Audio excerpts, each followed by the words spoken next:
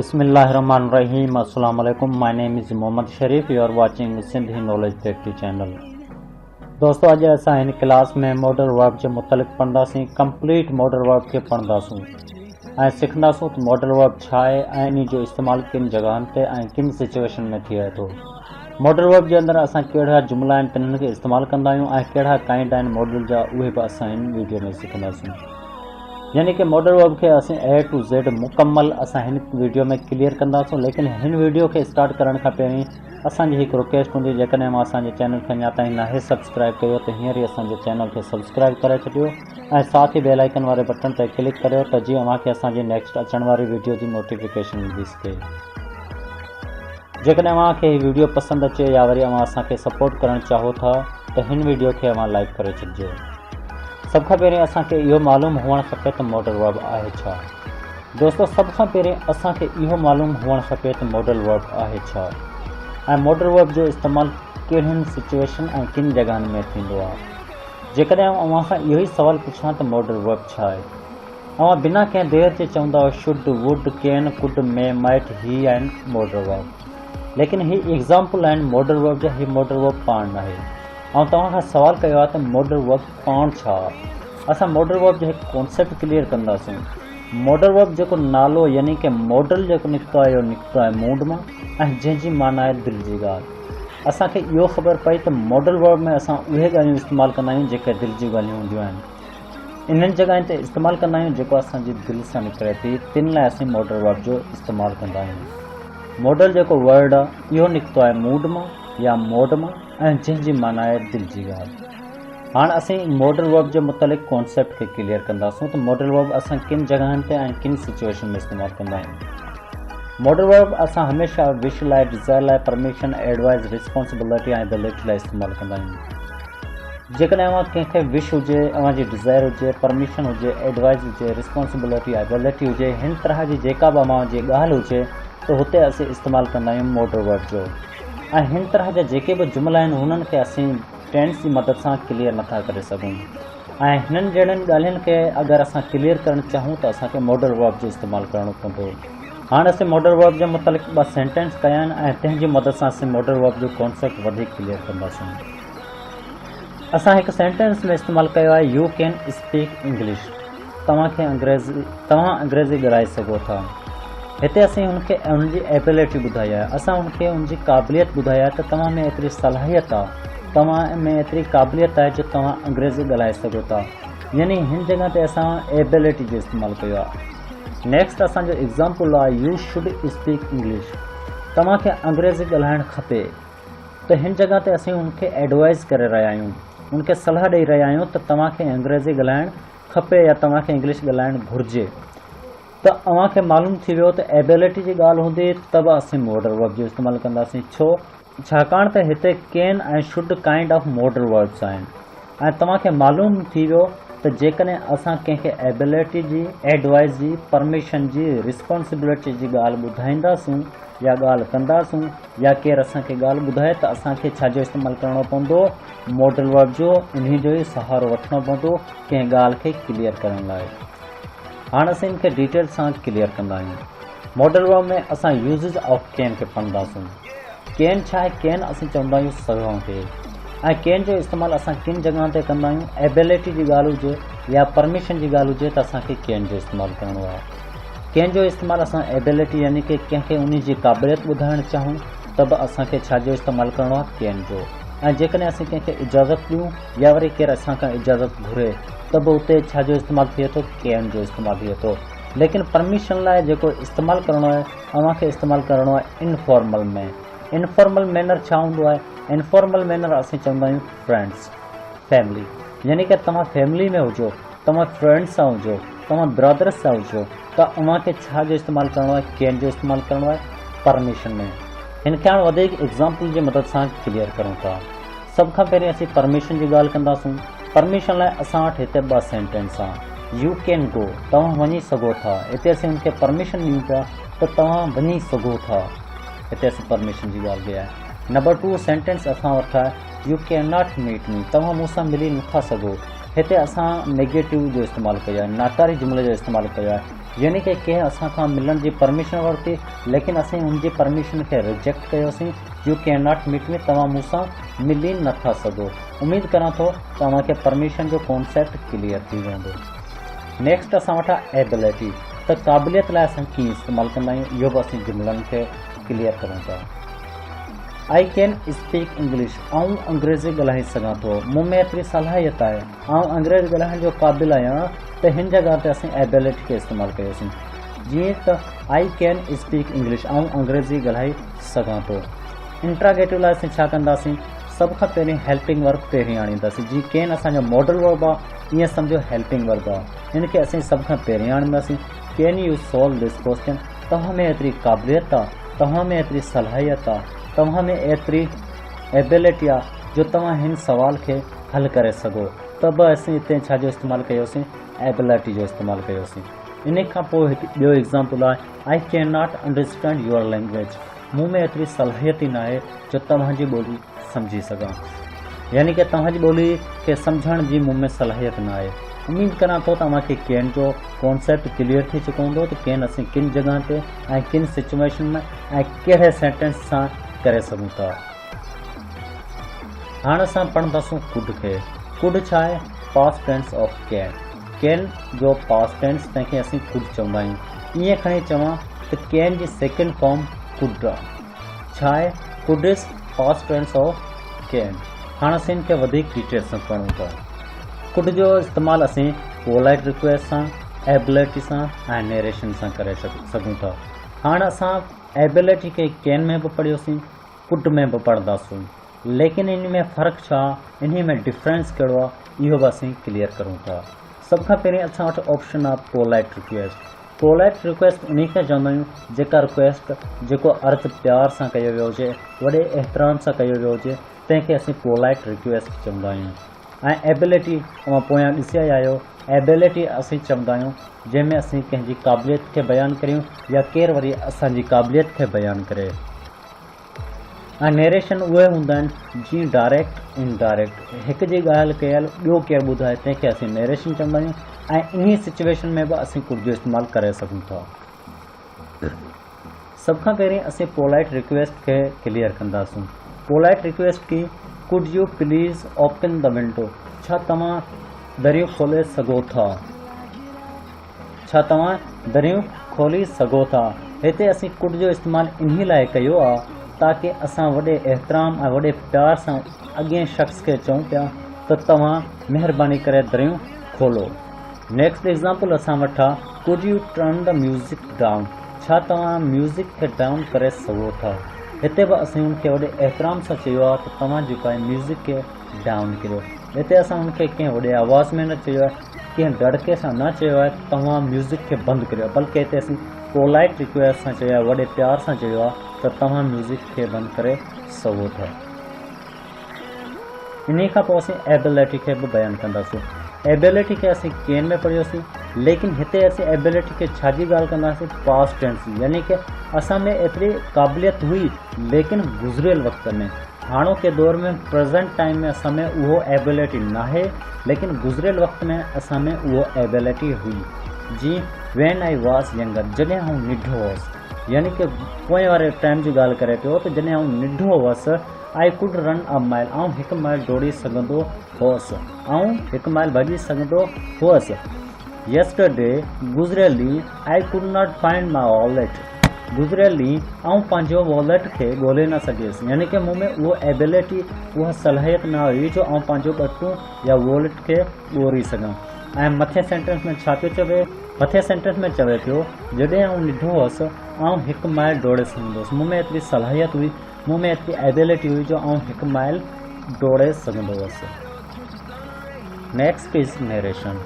Narration जीअं असीं direct indirect खे चवंदा आहियूं। He said that he could play game, हिन चयो त ही रांदि खेॾी सघे थो। हिते असीं छा जो इस्तेमालु कयोसीं, नरेशन जो, यानी कि ही दोहरायल ॻाल्हि खे, कयल ॻाल्हि खे दोहराए रहियो आहे। कयल जेका हिन सां पहिरीं ॻाल्हि जंहिं कई हुई उन्ही ॻाल्हि खे दोहराए रहियो आहे, त असीं हिनखे नरेशन चवंदासीं।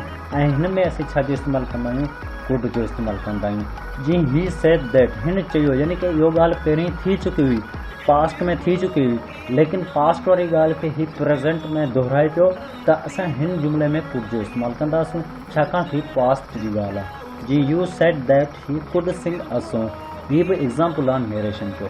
उमेद करूं था त अव्हांखे कुड जो इस्तेमालु कंप्लीट सम्झ में अची चुको हूंदो ऐं कुड जा मां सेंटेंस बि ॾिठा, कुड असां किन जॻहनि ते इस्तेमालु कंदा आहियूं इहो बि अव्हांखे मालूम थी चुको हूंदो। नेक्स्ट यूज़ असांजो आहे मे जो। मे जो असां किन जॻहनि ते इस्तेमालु कंदा आहियूं। मे जो असां इस्तेमालु कंदा आहियूं परमिशन लाइ, पॉसिबिलिटी लाइ, विश या ब्लेसिंग लाइ। परमिशन जो इस्तेमालु असीं केन में बि पढ़ियोसीं ऐं मे में बि पढ़ूं था। परमिशन जो इस्तेमालु असीं केन में कीअं पढ़ियो होसीं, जिते इनफॉर्मल जी ॻाल्हि हुजे, ऐं लेकिन हिते मे में परमिशन जी ॻाल्हि असां करूं था फॉर्मल मैनर में। फॉर्मल मैनर कहिड़ा हूंदा आहिनि, जी स्कूल थी वियो, कॉलेज थी वियो, ऑफिस थी वियो, या वरी कंहिं वॾे सां ॻाल्हाए रहिया हुजो। स्कूल में ॻाल्हि कंदे अव्हां जेकॾहिं परमिशन वठो त अव्हांखे मे जो इस्तेमालु करिणो आहे, अव्हांखे केन जो इस्तेमालु नाहे करिणो। ऐं कॉलेज में हुजो, ऑफिस में हुजो, या कंहिं वॾनि सां ॻाल्हाए रहिया हुजो, त हुते अव्हांखे मे जो इस्तेमालु छा सां करिणो आहे, परमिशन सां। ठीकु आहे, सभ खां पहिरीं असीं परमिशन जो इस्तेमालु कंदासीं। परमिशन में आहे मे आई कम इन। असीं स्कूल में अचण दौरान चवंदा आहियूं न, मे आई कम इन सर। ईअं ई असीं हिते असां चई रहिया आहियूं त मे आई कम इन, छा अंदरि अची सघां थो, मूंखे परमिशन ॾियो, मूंखे इजाज़त ॾियो, छा अंदरि अची सघां थो। Sir may I ask U a question, sir छा अव्हां खां सवाल पुछी सघां थो।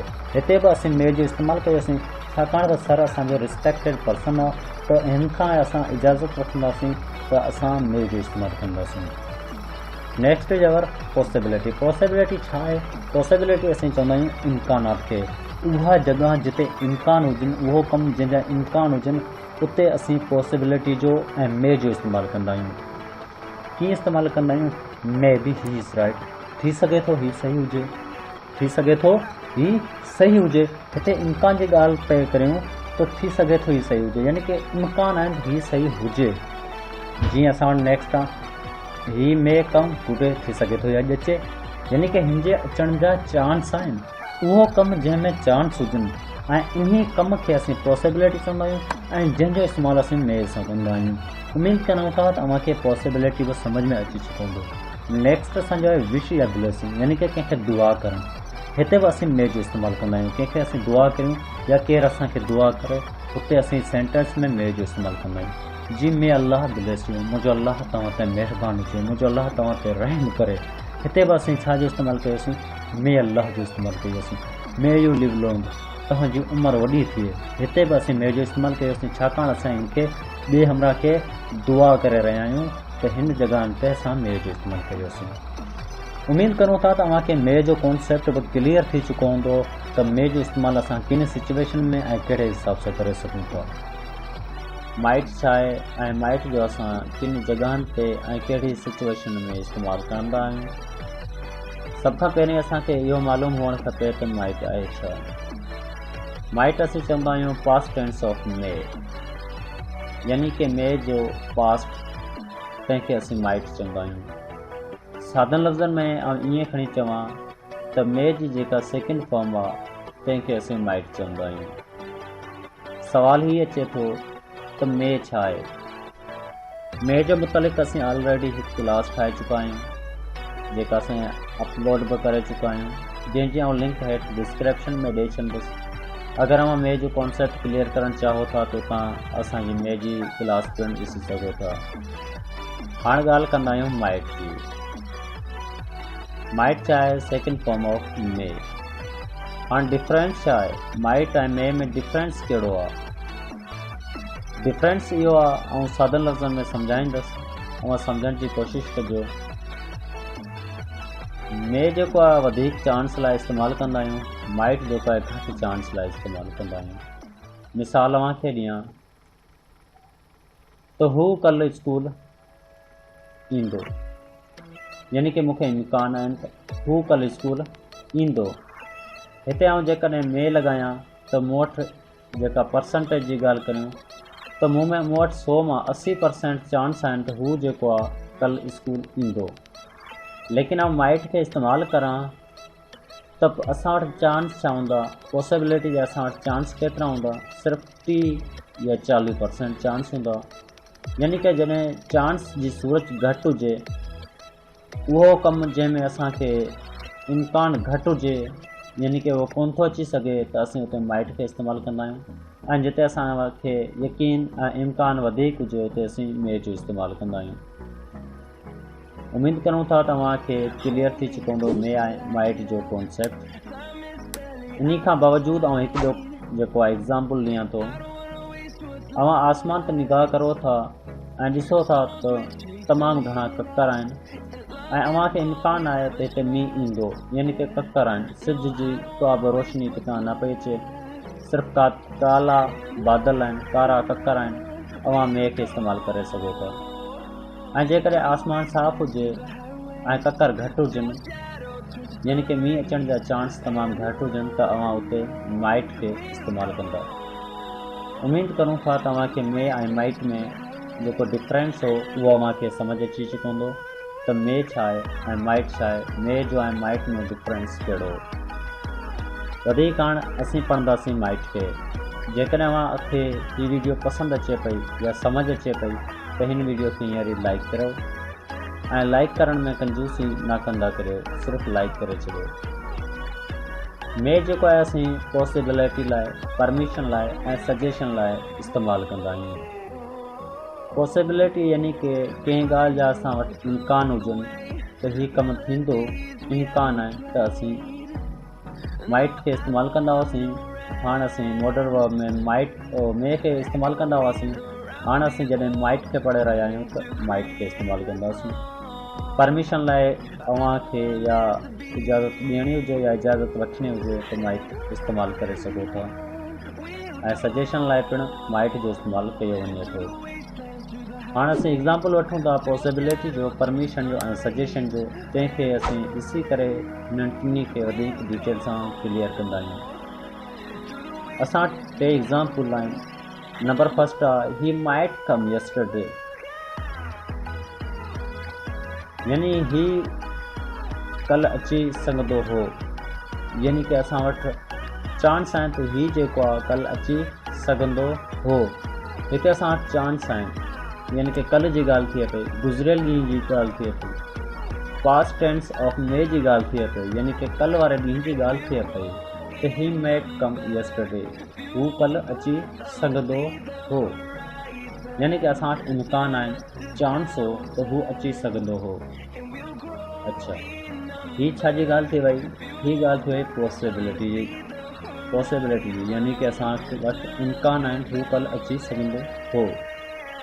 नेक्स्ट असां वटि आहे he asked me if she might गो, हिन मूंखे चयो त ही वञी सघे थी, यानी कि हिते असां खां पुछियो वियो आहे, असांखे परमिशन असां खां वरिती वई आहे ही वञे। हिन जे वञण जे मुतालिक़ असां खां छा वरिती वई आहे? हिकु परमिशन वरिती वई आहे, त असीं परमिशन लाइ पिणु माइट जो इस्तेमालु करे सघूं था। यानी कि परमिशन जॾहिं असांखे वठणी हुजे त बि असीं माइट खे इस्तेमालु करे सघूं था। नंबर 3 सजेशन जे मुतालिक़ हिकु असां वटि सेंटेंस आहे, U might go to Dubai for the training. हिन में असां सजेशन ॾेई रहिया आहियूं यू खे त तव्हां ट्रेनिंग लाइ दुबई वञो, तव्हांखे वञणु खपे, वञणु घुरिजे, शुड कोन आहे, लेकिन अव्हांखे सजेशन ॾिबो आहे त अव्हां जेको आहे ट्रेनिंग लाइ दुबई वञो। त असांखे ख़बर पई त सजेशन जे तौरु पिणु माइट जो इस्तेमालु कयो वेंदो आहे। हिन क्लास में जेको आहे असीं मॉडल वर्ब में माइट खे पढ़ियोसीं। माइट छा हो? Second form of verb, second form of May हो। ईअं खणी चवां त मे जी सेकेंड फॉर्म आहे माइट। माइट खे असीं कैटागरी करे 3 जॻहियुनि ते इस्तेमालु कंदा आहियूं, पॉसिबिलिटी लाइ, परमिशन लाइ, सजेशन लाइ, जंहिंमें असां वटि 3 एग्ज़ाम्पल आहिनि। हिननि में असीं हिननि खे कवर कयोसीं। ही माइट कम यस्टरडे, हू कल्ह अची सघंदो। हिते असीं इम्कान खे ज़ाहिर कयोसीं, जंहिंखे असीं पॉसिबिलिटी जी कैटागरीज़ में लॻायोसीं। He asked me if she might go, हिते आस्क्ड, हिते पुछियो वियो आहे, परमिशन वरिती वई आहे, त असां हिनखे परमिशन जो सेंटेंस चई सघूं था। U might go to Dubai for the training. इते असां सलाह ॾेई रहिया आहियूं त असीं हिनखे सजेशन चवंदासीं। शुड ऐं मस्ट खे पढ़ंदासीं। शुड किथे इस्तेमालु थींदो आहे, मस्ट किथे इस्तेमालु थींदो आहे। छाकाणि त शुड जी माना बि खपे या घुरिजे आहे ऐं मस्ट जी माना बि खपे ऐं घुरिजे आहे। ॿिन्ही जो जुमलनि में साॻियो किरदारु हूंदो आहे ऐं साॻे जुमिले में, यानी कि जिते असीं शुड इस्तेमालु करे सघूं था उते ई असीं मस्ट इस्तेमालु करे सघूं था ऐं जिते असीं मस्ट जो इस्तेमालु कंदा आहियूं हुते असीं शुड बि इस्तेमालु करे सघूं था। लेकिन असां कहिड़नि जुमिलनि में शुड ऐं कहिड़नि जुमिलनि में मस्ट इस्तेमालु कंदा आहियूं इहो सभु असां हिन क्लास में सिखंदासीं। लेकिन हिन क्लास खे स्टार्ट करण खां पहिरीं असांजी हिकु रिक्वेस्ट हूंदी, जेकॾहिं मां असांजे चैनल खे अञा ताईं नाहे सब्सक्राइब कयो त हींअर ई असांजे चैनल खे सब्सक्राइब करो ऐं साथ ई बेल आइकन वारे बटन ते क्लिक करो त जीअं मूंखे असांजी नेक्स्ट अचण वारी वीडियो जो नोटिफिकेशन मिली सघे। जेकॾहिं मूंखे हीअ वीडियो पसंदि अचे या वरी अव्हां असांखे सपोर्ट करणु चाहो था त हिन वीडियो खे हींअर ई लाइक करे छॾियो। स्टार्ट कंदा आहियूं। सभ खां पहिरीं असीं स्टार्ट कंदासीं शुड खां। त शुड असीं किथे इस्तेमालु कंदा आहियूं? शुड असीं इस्तेमालु कंदा आहियूं एडवाइस लाइ, यानी कि जंहिंखे असीं सलाह ॾियूं या वरी असां कंहिंखां सलाह वठूं त उते असां शुड जो इस्तेमालु कंदा आहियूं। अच्छा, यानी कि असां जिते कंहिंखे सलाह ॾियूं या वरी केरु असांखे सलाह ॾिए त असां शुड जो इस्तेमालु कंदा आहियूं। हिननि खे वधीक एग्ज़ाम्पलनि जी मदद सां क्लियर करूं था त शुड जो इस्तेमालु असीं सलाह लाइ कीअं इस्तेमालु कंदा आहियूं। जीअं U should go home now, तव्हांखे हाणे घर वञणु घुरिजे, तव्हांखे हाणे घर वञणु खपे। यानी कि आउं हिते सलाह ॾेई रहियो आहियां त हाणे टाइम थी चुको आहे, एतिरो वक़्तु थी चुको आहे त तव्हां हाणे भले घर वञो, तव्हांखे घर वञणु खपे। हिते आउं सलाह ॾियां थो, तव्हांखे पढ़णु खपे, तव्हांखे लिखणु खपे, तव्हांखे कामयाबी ॾांहुं वधणु खपे। इहे जेके आहिनि इहो आउं सलाह ॾियां थो, यानी कि ॿिए खे सलाह पियो ॾियां त तव्हांखे हीउ कमु करणु खपे, यानी कि सलाह ॾियां पियो त हिते असीं शुड जो इस्तेमालु कंदा आहियूं। ईअं खणी चवां त उहे जुमिला जंहिंजे लास्ट में खपे या घुरिजे अचे त उते बि असीं शुड जो इस्तेमालु करे सघूं था। नेक्स्ट एग्ज़ाम्पल आहे U should not talking well eating. तव्हां जॾहिं खाधो खाई रहिया हुजो तव्हांखे ॻाल्हाइणु न खपे, यानी कि हिते बि आउं सलाह पियो ॾियां त मानी खाइण दौरान तव्हांखे ॻाल्हाइणु न घुरिजे, तव्हांखे ॻाल्हाइणु न खपे। हिते हिकु ॿियो एग्ज़ाम्पल आहे जेको इंट्रागेटिव में आहे, शुड आई लीव नाउ। हाणे मूंखे वञणु घुरिजे, हाणे मूंखे वञणु खपे। हिते ॾिसो आउं सलाह ॿिए खां वठी रहियो आहियां, यानी कि ॿिए खे चई रहियो आहियां त हाणे मूंखे वञणु घुरिजे। हाणे आउं हुन जी मर्ज़ी, हुन जी सलाह घुरी रहियो आहियां त हू कहिड़ी सलाह ॾिए थो, हा तव्हां वञो या तव्हां न वञो। इहो असीं सलाह वठी रहिया आहियूं इंट्रागेटिव जी मदद सां, इंट्रागेटिव जी सूरत में। शुड जेको आहे असीं सलाह वठणु ऐं सलाह ॾियण लाइ इस्तेमालु कंदा आहियूं। मिसाल त मूंखे स्कूल वञणु खपे, तव्हांखे स्कूल वञणु खपे, असांखे कामयाबु थियणु घुरिजे। त अहिड़नि सलाहनि लाइ असीं शुड जो इस्तेमालु कंदा आहियूं। कुझु एग्ज़ाम्पल हेठि ॾिनासीं। You should go home now, you should not talking well eating, should I leave now. He हो शुड जो इस्तेमालु। हाणे असां इस्तेमालु कंदासीं मस्ट जो। त मस्ट असां किथे इस्तेमालु कंदा आहियूं ऐं शुड ऐं मस्ट में डिफरेंस छा आहे? ठीकु आहे, मस्ट जो इस्तेमालु असीं कॉम्प्लेशन या ऑब्लिगेशन लाइ इस्तेमालु कंदा आहियूं। सभ खां पहिरीं असांखे इहो मालूम हुअणु खपे त कॉम्प्लेशन ऐं ऑब्लिगेशन आहिनि छा। कॉम्प्लेशन असां चवंदा आहियूं उहो कमु जेको असांखां ज़बरदस्ती करायो वञे या उहो कमु जेको असांखे ज़रूरी करिणो हुजे तंहिंखे असीं कॉम्प्लेशन चवंदा आहियूं। ऑब्लिगेशन असां चवंदा आहियूं जेका असां ते ज़िमेदारी हुजे या असांजी ड्यूटी हुजे तंहिंखे असीं ऑब्लिगेशन चवंदा आहियूं। मस्ट जो असीं इस्तेमालु कंदा आहियूं, एग्ज़ाम्पलनि जे तौर सां क्लियर कंदासीं। इन खां पोइ अव्हांखे इहो ॿुधाईंदुसि त हिननि में डिफरेंस छा आहे, मस्ट किथे ऐं शुड किथे इस्तेमालु थींदो। एग्ज़ाम्पल असां वटि ॿ आहिनि। ही मस्ट अपोलाइज़ फॉर हिज मिस्टेक। हिनखे पंहिंजी ग़लती लाइ माफ़ी मंगणु घुरिजे या माफ़ी मंगणु खपे। एग्ज़ाम्पल नंबर 2 आहे he is mother not well, he must tech care of her. हिन जी माउ ठीकु न आहे, हिनखे हिन जी माउ जी मदद हिफ़ाज़त करणु घुरिजे। हाणे असीं इन में डिफरेंस पढ़ंदासीं त मस्ट ऐं शुड में फ़र्क़ु कहिड़ो आहे। मस्ट असीं सलाह ॾियूं था, ऑब्लिगेशन बि असीं सलाह ॾियूं था। मस्ट में असां वटि जेको आहे चांस न हूंदा आहिनि ऐं शुड में जेको आहे असां वटि चांस हूंदा आहिनि। कीअं?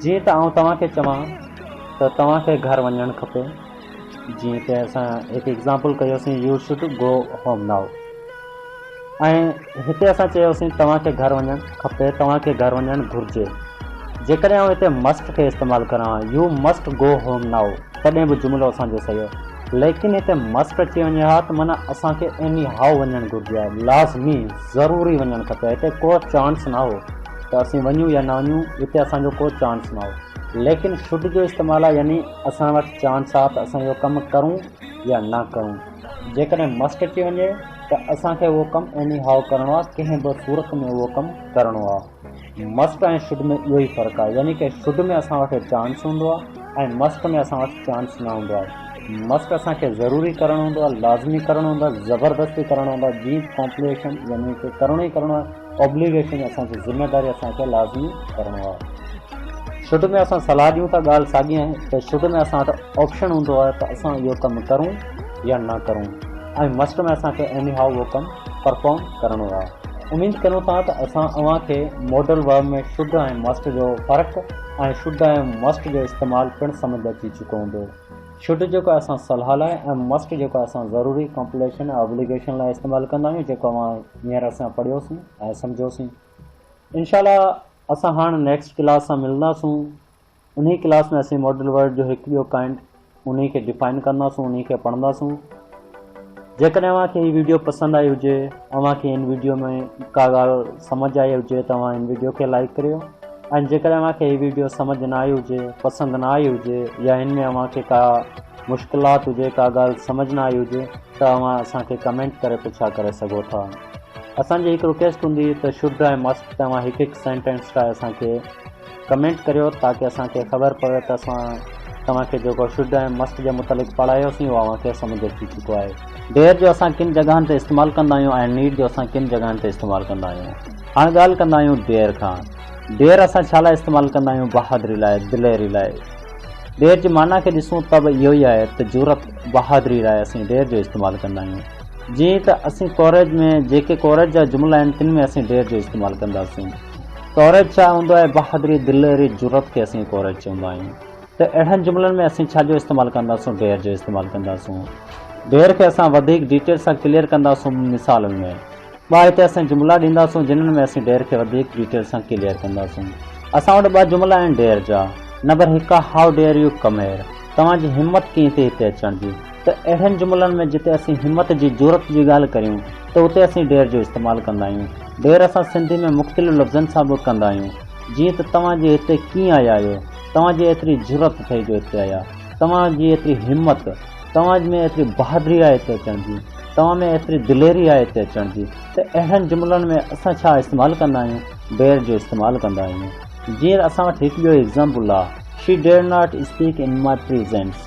त हुन में एतिरी हिमत न आहे हिन में एतिरी ज़रूरत न आहे जो मुंहिंजी मौजूदगी में ॻाल्हाए यानी की हिते बि असीं डेयर जो इस्तेमालु हुनजी ज़रूरत ऐं हुनजी बहादुरी जे मुतालिक़ कईसीं त डेयर असां ईअं चई सघूं था त डेयर जो असीं इस्तेमालु छा लाइ कंदा आहियूं डेयर जो असीं इस्तेमालु कंदा आहियूं बहादुरी दिलेरी ज़रूरत जे लाइ आहियूं डेयर जे मुतालिक़ असीं हिन क्लास में पढ़ियोसीं डेयर असीं चवंदा आहियूं बहादुरी दिलेरी लाइ जंहिंजो इस्तेमालु असीं कॉलेज जे सेंटेंस में कंदा आहियूं डेयर असीं छा कंदा आहियूं कॉलेज जे सेंटेंस में इस्तेमालु कंदा आहियूं जीअं हाउ डेयर यू कम हेयर तव्हांजी एतिरी ज़रूरत कीअं थिए हिते अचण जी उमेद करूं था तव्हांखे डेयर क्लियर थी चुको हूंदो त डेयर असीं किन जॻहनि ते इस्तेमालु कंदा आहियूं इन खां पोइ असां वटि जेको नेक्स्ट टॉपिक आहे उहो आहे नीड असां चवंदा आहियूं ज़रूरत खे हिन जी इहो माना आहे लेकिन असां हिन खे किथे इस्तेमालु कंदा आहियूं हिन खे असीं इस्तेमालु कंदा आहियूं नेसेसिटी में यानी की ज़रूरी लाइ हिते असीं नेसेसिटी या नीड ॻाल्हि साॻी आहे हिते बि असां हिन जा ॿ एग्ज़ाम्पलनि जी मदद सां नीड खे वधीक कवर कंदासूं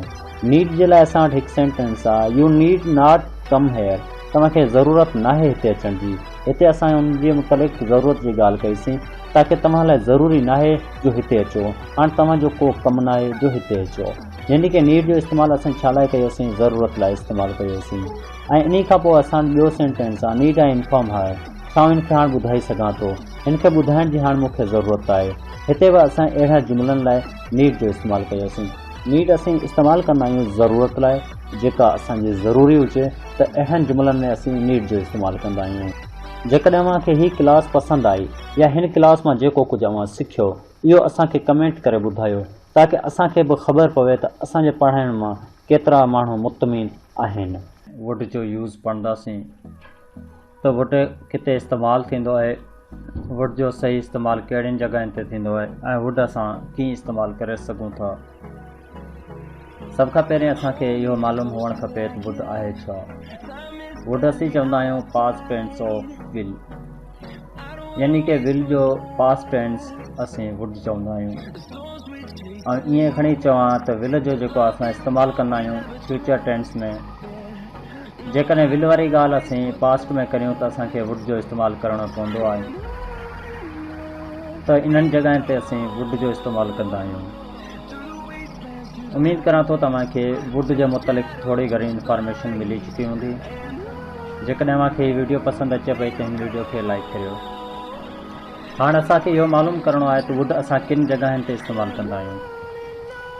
वुड जो इस्तेमालु असीं पोलाइट रिक्वेस्ट लाइ कंदा आहियूं या ऑफर लाइ कंदा आहियूं। पोलाइट रिक्वेस्ट या ऑफर ॻाल्हि साॻी आहे। पास्ट हैबिट लाइ कंदा आहियूं, अनरियल सिचुएशन में कंदा आहियूं ऐं इनडायरेक्ट स्पीच में असीं वुड जो इस्तेमालु कंदा आहियूं। पोलाइट रिक्वेस्ट जो असीं पहिरीं बि यूज़िस पढ़िया आहियूं, जीअं कुड में असीं पोलाइट रिक्वेस्ट जी ॻाल्हि कंदा हुआसीं, लेकिन वुड में ऐं कुड में पोलाइट रिक्वेस्ट जो फ़र्क़ु हूंदो आहे। कुड में असीं फ़क़ति पोलाइट रिक्वेस्ट जी ॻाल्हि कंदा हुआसीं, लेकिन ऑफर जी ॻाल्हि कोन हुई। हिते असीं गॾोगॾु ऑफर खे बि पढ़ंदा आहियूं। इन्हनि जी वधीक डिटेल असीं एग्ज़ाम्पलनि में पढ़ंदासीं, लेकिन फ़िलहालु हेसि ताईं। पास्ट हैबिट में यानी कि असांजे गुज़िरियल जेके निढेला में असां में का आदत हुई या असां में पहिरीं का आदत हुई जेका असांजी रिपीट एक्शन हो, त इन्हनि जॻहियुनि ते असीं वुड जो इस्तेमालु कंदा हुआसीं। लेकिन जेका आदत हाणे असां में न आहे, यानी कि प्रेज़ेंट में उहा आदत न आहे, पास्ट में असां वटि उहो आदत हुई, त उते बि असीं वुड जो इस्तेमालु कंदा आहियूं। इन खां पोइ अनरियल सिचुएशन लाइ बि असीं वुड जो इस्तेमालु कंदा आहियूं, जेका ॻाल्हि सची न हुजे, फ़क़ति ख़्यालु हुजे, सोच हुजे, अहिड़ियुनि जॻहियुनि ते बि असीं वुड जो इस्तेमालु कंदा आहियूं। ऐं इनडायरेक्ट में बि असीं वुड जो इस्तेमालु कंदा आहियूं। हिननि खे असीं वधीक एग्ज़ाम्पलनि जी मदद सां सम्झंदा आहियूं। असां वटि पहिरियों एग्ज़ाम्पल आहे, would U like a cup of T. तव्हां पसंदि कंदा चांहि पीअणु। हिते असीं ॾिसो हिकु रिक्वेस्ट पिया करूं, हिते असीं हिकु पोलाइट रिक्वेस्ट पिया करूं त तव्हां चांहि पीअंदव। इन सां गॾोगॾु असीं जी विश बि पुछूं पिया त तव्हां पीअणु पसंदि कंदव या न। त अहिड़ियुनि जॻहियुनि ते असीं पोलाइट रिक्वेस्ट इस्तेमालु कंदा आहियूं, तव्हां चांहि पीअंदव। हिते असीं ऑफर बि ॾियूं पिया त तव्हां चांहि पीअंदव, हिकु ऑफर आहे ऐं गॾोगॾु रिक्वेस्ट आहे त तव्हांखे चांहि पीअंदव या न। पास्ट हैबिट लाइ असीं इस्तेमालु कंदा आहियूं वेन आई वॉज़ लिटिल, जॾहिं आउं नंढो हुअसि। I would play hide and seek, ऐं लुका छुपी खेॾंदो हुअसि ऐं लुकाटी गेम खेॾंदो हुअसि। हिते बि वुड यानी कि पास्ट जी ॻाल्हि करे पियो, विल जी ॻाल्हि करे पियो, त गुज़िरियल टाइम में आउं छा हिकु नंढो हुअसि तॾहिं आउं लुकाटी रांदि खेॾंदो हुअसि।